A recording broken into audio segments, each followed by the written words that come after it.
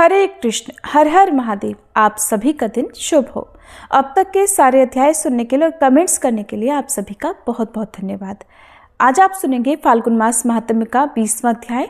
उससे पहले आज आपको एक गुरु और शिष्य की कथा सुनाते हैं। जब भी कोई गुरु अपने शिष्य को शिक्षा प्रदान करते हैं तो उनके मन में एक भय हमेशा रहता है कि उनका वह शिष्य उस शिक्षा का सदुपयोग करेगा या दुरुपयोग।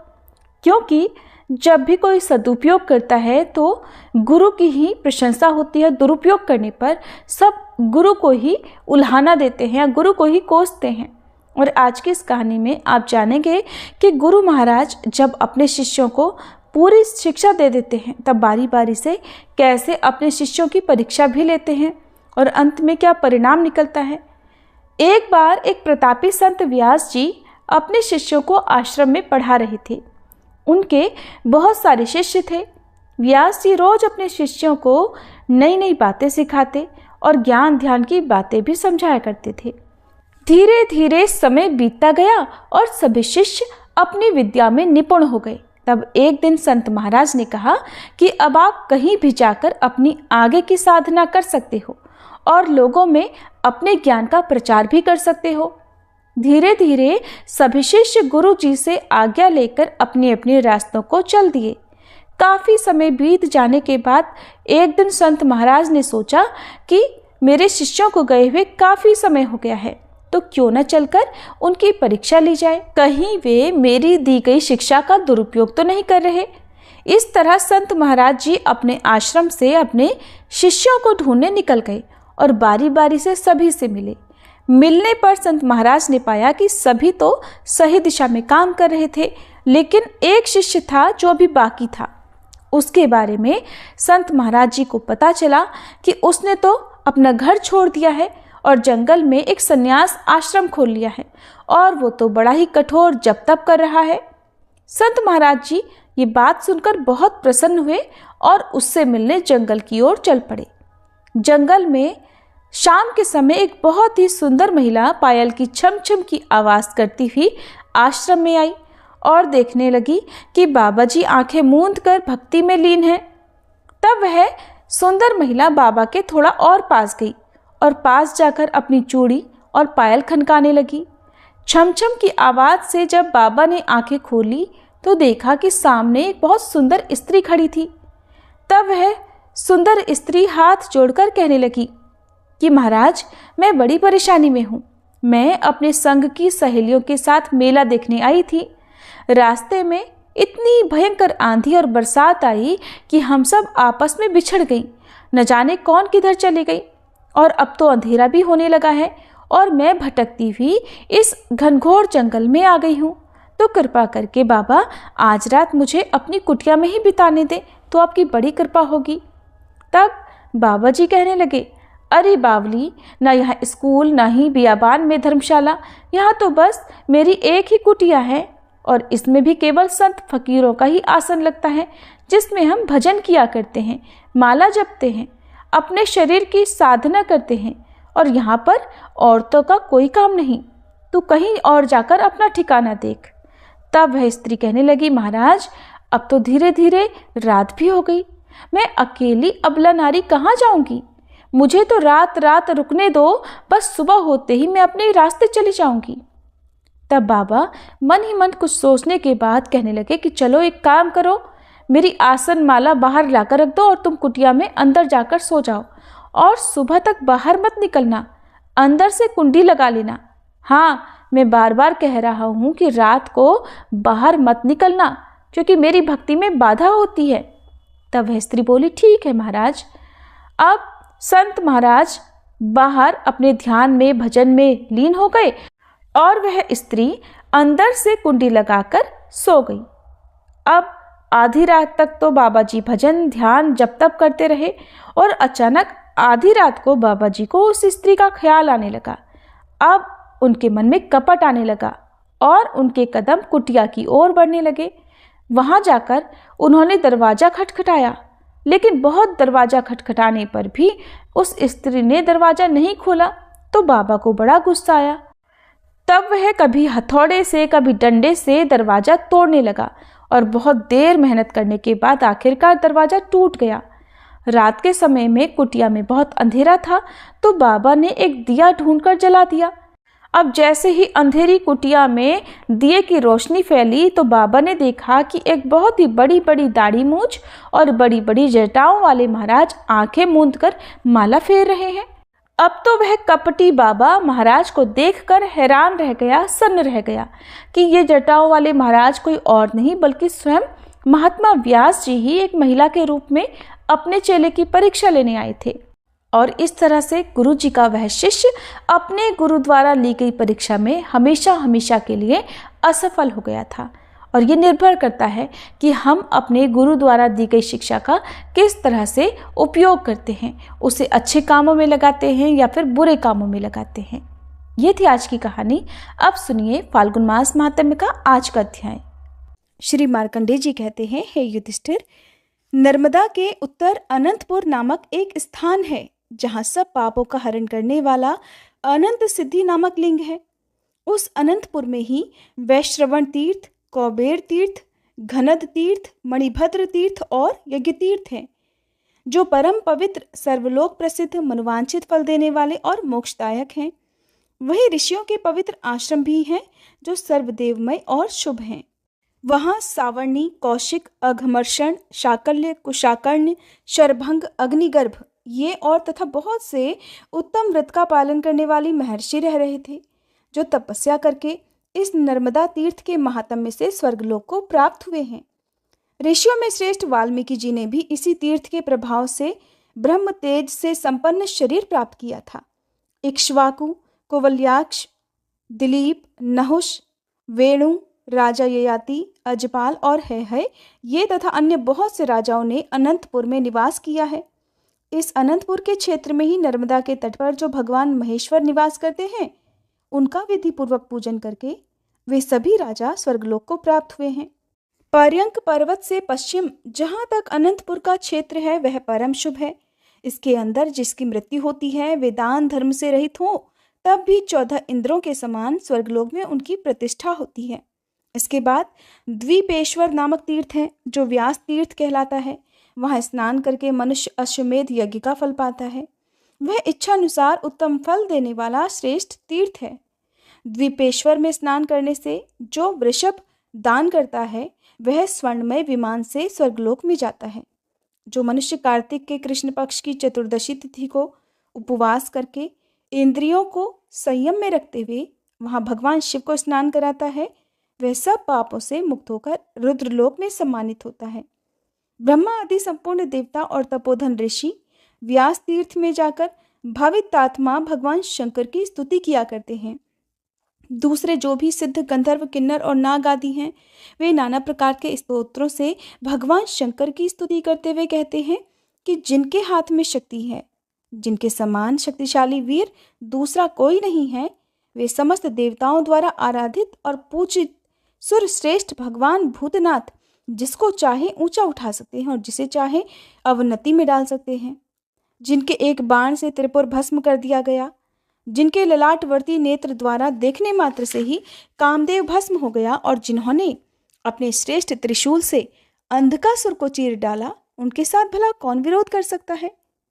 जिन्होंने अपनी जटा के अग्रभाग में जलराशि की उत्ताल तरंगों से संयुक्त गंगा जी को धारण कर रखा है, जिनके चरणारविंद के अंगुष्ठ का जरा सा दबाव पाकर लंकापति रावण भी मूर्छित होकर गिर पड़ा था, जिन्होंने समस्त देवताओं और असुरों के सामने दक्ष के यज्ञ का क्षण भर में ही विध्वंस कर डाला था, जिनके लिंगमय विग्रह के पूजन से मनुष्य मनोवांछित फल प्राप्त कर लेते हैं, उन भगवान शंकर के समान या उनसे बढ़कर दूसरा भला कौन देवता है, जो विधि विधान से महादेव जी की आराधना करके यस्यास्ति शक्ति इत्यादि स्तोत्र का हर दिन प्रातःकाल प्रयत्न पूर्वक पाठ या स्मरण करता है, वह भगवान शंकर का पार्षद होता है।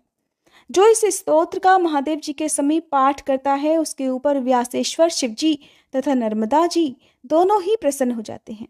इसके बाद उत्तम व्रत का पालन करने वाले मुनियों और व्यास जी ने नर्मदा तट पर पितरों का श्राद्ध किया। यहाँ श्राद्ध करने से पितृगण 12 वर्षों तक तृप्त रहते हैं। श्री मार्कंडेय जी कहते हैं, हे राजन, व्यास तीर्थ के अलावा एक दूसरा परम पुण्यमय तीर्थ भी है जो सब पापों का नाश करने वाला है। वहां अश्वमेध यज्ञ से प्रकट हुई वरांगना नदी बहती है। वहां नर्मदा और वरांगना के संगम में स्नान करने से अश्वमेध यज्ञ का फल मिलता है। स्त्री हो या पुरुष सभी वहां स्नान करने से रोग मुक्त हो जाते हैं। त्रिपुरी के पूर्व भाग में दक्षिण दिशा की ओर सभी लोगों पर कृपा करने के लिए भगवान शंकर विराजमान हैं, इसलिए विद्वान पुरुष उसे शिव क्षेत्र कहते हैं। सूर्य ग्रहण के समय इस शिव क्षेत्र को कुरुक्षेत्र के समान बताया गया है। कुरुक्षेत्र में 85 तीर्थ हैं और यहाँ पर भी उतने ही हैं।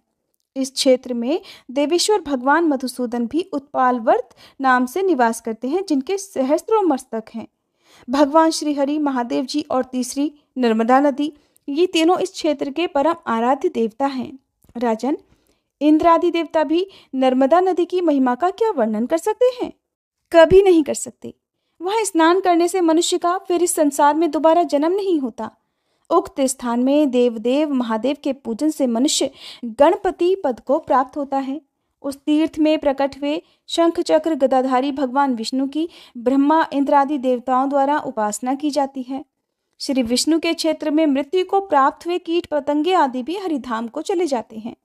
मनुष्य अपने वश में हो या दूसरों के वश में, जो संगम तीर्थ में अपने प्राणों का त्याग करता है वह 10,000 वर्षों तक विद्याधर लोक में राजा हो जाता है। हे युधिष्ठिर, जो यहाँ तिल और जल से पितरों का तर्पण और उन्हें पिंडदान करता है उसके पितर तृप्त होकर परम गति को प्राप्त होते हैं। एकादशी को निराहार रहकर गंध और पुष्पों से भगवान विष्णु का पूजन करें। रात में जागरण करके दीप जलाए। फिर द्वादशी को पंचगव्य लेकर हविष्यान्न से पारण करे। पारण के पहले ब्राह्मणों को भोजन कराकर दक्षिणा दे। जो मनुष्य पवित्र और एकाग्र चित्त होकर उस क्षेत्र में ओम नमो भगवते वासुदेवाय इस द्वादक्षर मंत्र का जप करता है वो फिर गर्भ में नहीं आता और ना उसका कभी जन्म ही होता है। वो अपने अनेक जन्मों के भयंकर पापों को भी उसी प्रकार तत्काल भस्म कर देता है जैसे आग रुई के ढेर और सूखी लकड़ियों को जला डालती है। राजन, इसके बाद नर्मदा के उत्तर तट पर परम उत्तम कपिला तीर्थ है जो सब पापों को हरने वाला है। पुरुष हो या स्त्रियां, अगर वे जितेंद्रिय होकर अर्थात अपनी इंद्रियों को वश में करके उस तीर्थ में स्नान करने के बाद देवताओं और पितरों का तर्पण करते हैं तो तीनों ऋणों से मुक्त हो जाते हैं। उस तीर्थ में ब्राह्मणों को भोजन कराकर मनुष्य परम गति को प्राप्त होता है। उसके बाद नर्मदा के उत्तर तट पर त्रिपुरी नाम से विख्यात एक उत्तम तीर्थ है जो तीनों लोकों में विख्यात है। हे राजन, वहाँ 1.25 लाख तीर्थों का निवास है। उस तीर्थ में 108 स्वयंभू शिवलिंग विद्यमान है। ये वही स्थान है जहाँ त्रिशूलधारी देवाधिदेव महादेव ने त्रिपुर को मार गिराया था। यहाँ देवदेव महादेव के नाम से कीर्तन और नर्मदा जी के जल द्वारा उनका स्नान और पूजन करने से ब्रह्महत्या नष्ट हो जाती है। गंध पुष्प धूप दीप तथा वैभव विस्तार से पूजन करने पर जो पुण्य मिलता है उसकी गणना सहस्त्रों वर्षों में भी नहीं की जा सकती। भगवान शिव के उद्देश्य से जब दान किया जाता है तब उस दान का पुण्य असंख्य हो जाता है। वे सभी मनुष्य धन्य हैं जो त्रिपुरी में स्नान करने के बाद महादेव जी का दर्शन करते हैं। जो मनुष्य त्रिपुरी में निवास करता है वह साक्षात कैलाश में निवास पाता है। जो इच्छा से या अनिच्छा से भी त्रिपुरी में अपने प्राणों का त्याग करता है वह विमान द्वारा महादेव जी के परम धाम में जाकर वहां के दिव्य विभव का उपभोग करता है। वहां देवेश्वर त्रिपुरारी शिव 33 कोटि प्रसिद्ध देवताओं के साथ निवास करते हैं, इसलिए त्रिपुरी क्षेत्र को शिव क्षेत्र कहा गया है। उसकी लंबाई चौड़ाई 2 कोस की है। इस बीच में जिनकी मृत्यु होती है वे शुभ गति को प्राप्त होते हैं। यहीं पर सब सिद्धियों को देने वाले गोकर्ण महादेव, वटेश्वर, सिद्धलिंग, सुरेश्वर, अनंगेश्वर, वामदेव, कपाल मोचन, ब्रह्मेश्वर, अमरेश्वर, यज्ञेश्वर, अग्निगर्भ, गायत्रलिंग, सावित्रीलिंग तथा रोहिणी तीर्थ आदि हैं। विष्णु, मरीचि, मैत्रेय, विभांडपुत्र, ऋष्यशृंग, तपस्वी शौनक तथा उग्र तपस्वी दुर्वासा आदि 50,000 सिद्ध त्रिपुरी में निवास करते हैं। इस पुरी की स्तुति तो सहस्त्रों वर्षों में भी नहीं की जा सकती। जिसमें कपिल मुनि का अवतार हुआ था वह काल संज्ञक स्वयंभू मनवंतर प्राप्त होने पर अयोध्यापुरी में महायशस्वी मनु नामक एक चक्रवर्ती राजा हुए थे। उनका जन्म सूर्य वंश में हुआ था। उन्होंने भगवान शंकर और श्री विष्णु की आराधना करके अयोध्यापुरी को प्राप्त किया था। जैसे कुबेर की अलकापुरी विख्यात है और जिस प्रकार देवराज इंद्र की अमरावती पुरी बड़ी मनोहर है, अयोध्या भी वैसे ही बड़ी शोभा संपन्न थी। वहां रहकर महाराज मनु 7 द्वीप, 9 खंड तथा पर्वत, वन और काननों सहित समस्त पृथ्वी का पालन किया करते थे। एक दिन पूर्णिमा को एक पहर रात बीत जाने के बाद राजा के कानों में आकाश में विचरने वाले विमानों की घंटियों का शब्द सुनाई पड़ा। उनमें संगीत और वाद्य की ध्वनि भी हो रही थी। ये देखकर और सुनकर राजा को बड़ी हैरानी हुई। वे सोचने लगे कि ये विमान किसके हैं जो मेरे ही भवन के ऊपर खड़े हुए हैं, और ये कितना साहस भरा काम है, ऐसा भला कौन कर सकता है। इस प्रकार सोच विचार में पड़े हुए राजा की वह रात बीत गई। सूर्योदय होने पर नित्य कर्म का अनुष्ठान पूरा करके राजर्षि मनु ने वशिष्ठ मुनि से कहा कि महामुने, ये मेरे महल के ऊपर किसके विमान हैं, और ये किस कर्म के फल से या किस किस दान और नियम के पालन से प्राप्त होते हैं। क्षत्रिय वंश में उत्पन्न होकर जो पृथ्वी का शासन करता है, वह यज्ञों का अनुष्ठान करके माता और पिता के कुल को स्वर्गलोक में पहुंचाता है। वास्तव में तो उसी राजा का जन्म लेना सार्थक है जिसके शासन में इस भूमंडल पर किसी प्रकार का कोई पाप कर्म नहीं हो पाता। दूसरे लोग तो केवल माता पिता को क्लेश देने के लिए, दुख देने के लिए ही उनके पुत्र रूप से जन्म ग्रहण करते हैं। राजा मनु के ऐसा कहने पर वशिष्ठ जी कहने लगे, महाभाग, पुराण और वेदों से बाहर जो कर्म किया जाता है उसकी साधु पुरुष कभी प्रशंसा नहीं करते, क्योंकि उसके द्वारा धर्म की हानि होती है। नर्मदा के तट पर त्रिपुरी नाम से विख्यात एक तीर्थ है। वहां जिन लोगों ने यज्ञदान और होम आदि सत्कर्म किए हैं, उन्हीं के विमान महल के ऊपर खड़े हुए थे। महाराज, एकमात्र नर्मदा देवी ही ऐसी हैं जिन्होंने समस्त पापियों और दुराचारियों को स्वर्गलोक में पहुंचाया है। संसार समुद्र में डूबे हुए पाप से दूषित मन वाले जीवों को भी स्वर्गलोक में पहुंचाने के लिए ये नर्मदा नदी दिव्य विमान स्वरूप है। महाभाग, श्री ब्रह्मा, विष्णु और महादेव जी को छोड़कर दूसरा कोई भी एक मुख वाला पुरुष नर्मदा नदी के पुण्यों का वर्णन कभी नहीं कर सकता। नर्मदा नदी के तट पर किए गए तप, दान और सत्कर्मों के पुण्य की भी कोई गणना नहीं कर सकता। जम्बू द्वीप में जो जो तीर्थ और समुद्र हैं, उनमें से कोई भी नर्मदा नदी की बराबरी नहीं कर सकते। पुण्य क्षेत्र में किया हुआ पाप वज्रलेप हो जाता है। यही बात धर्म के लिए भी है। वहां किया हुआ धर्म भी अक्षय होता है।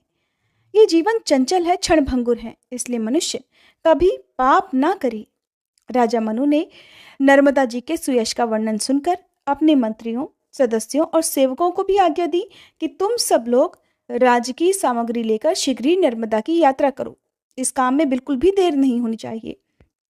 फिर राजा वेदवेता ब्राह्मणों के साथ देव दानव वंदित त्रिपुरी पुरी को गए।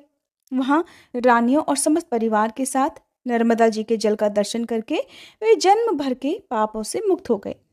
उस तीर्थ में विधिपूर्वक स्नान करके देवताओं और पितरों का तर्पण करने के बाद राजा ने चंदन और पुष्प आदि से महादेव जी की पूजा की और नर्मदा नदी के तट पर 10 योजन का विशाल यज्ञ मंडप का निर्माण करवाया।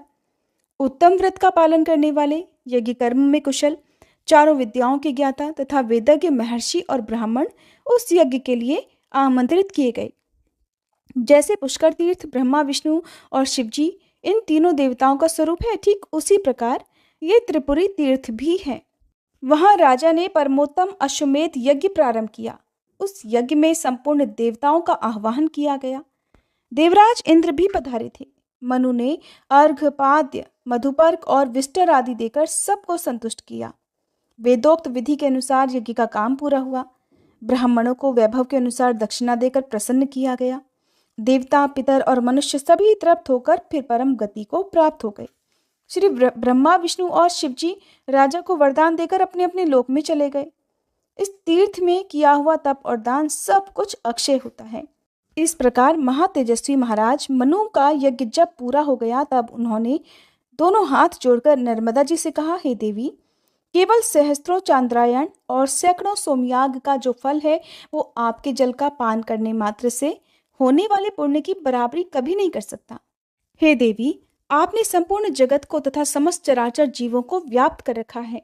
जैसे आग रुई के ढेर को जला देती है, उसी प्रकार आपका जल स्नान, आह्वाहन, पान, स्मरण और कीर्तन करने से मनुष्य के अनेक जन्मों की पाप राशि को भस्म कर देता है। देवी, आप पितरों के हित की कामना से स्वर्ग की सीढ़ी बनकर आई हो। चारों प्रकार के जीवों को अब स्वर्गलोक में पहुंचाओ। हे नर्मदे, लोक में जो कोई भी नदियां और नाना प्रकार के तीर्थ हैं, उन सबकी जननी आप ही हो। आप पितरों का उद्धार करने वाली पराशक्ति हो। जैसे सूर्य और चंद्रमा का प्रभाव सब जीवों पर एक समान रूप से पड़ता है, जैसे बादल अन्न के पौधों और घासों पर एक समान रूप से जल की वर्षा करते हैं, उसी प्रकार आप संपूर्ण विश्व पर समान रूप से स्नेह रखने वाली गौरवमयी माता हो। हे शुभे, श्री ब्रह्मा और बृहस्पति जी सहस्त्रों वर्षों तक लगे रहने पर भी आपके गुणों का पूरी तरह वर्णन करने में समर्थ नहीं हैं। अमित तेजस्वी मनु जी के द्वारा किए हुए इस स्तुति को सुनकर परम सौभाग्यशालिनी नर्मदा देवी बोली, महाभाग, मैं तुम पर बहुत प्रसन्न हूँ। तुम कोई मनोवांछित वर मांगो। तब महादेवी नर्मदा जी को नमस्कार करके राजा ने कहा, देवी, आप संपूर्ण जगत को पवित्र करो और अयोध्या प्रदेश में अनेक नदियां प्रकट हो जाएं। देवलोक में गंगा आदि अनेकों सरिताएं बहती हैं, ऐसा सुना गया है। वे सब इस भूलोक में जिस भी प्रकार हो उतर आए, ऐसा उपाय कीजिए। सुनकर नर्मदा जी कहने लगी, राजन, त्रेता युग के प्रथम भाग में तुम्हारे कुल में भगीरथ नाम से विख्यात एक राजा होंगे। वे इस लोक में गंगा जी को लाएंगे। त्रेता के दूसरे भाग में इस भारतवर्ष के भीतर कालिंदी, सरस्वती, सरयू तथा महाभागा, गंडकी आदि नदियां भी प्रकट हो जाएंगी। तुम्हारे वंश में उत्पन्न भगीरथ के ही नाम पर सरिताओं में श्रेष्ठ गंगा जी भागीरथी कहलाएंगी। भागीरथी के ही समान उनका दूसरा नाम जाह्नवी भी होगा। ये सारी नदियां कन्या द्वीप में प्रसिद्धि को प्राप्त होंगी। जय भोलेनाथ। आज के अध्याय में बस इतना ही। इसके आगे की कथा आप सभी आने वाले अध्याय में जरूर सुनिएगा।